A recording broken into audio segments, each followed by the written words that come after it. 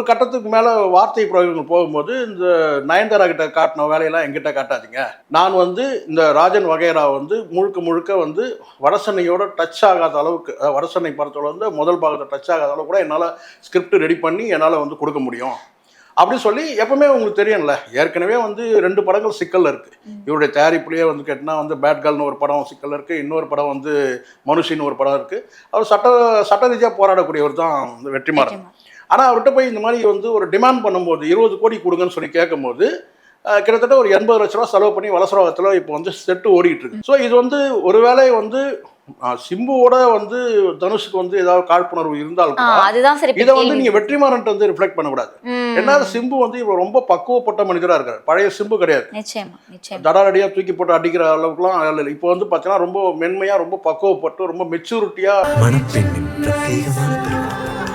Vivaha the Chennai silks.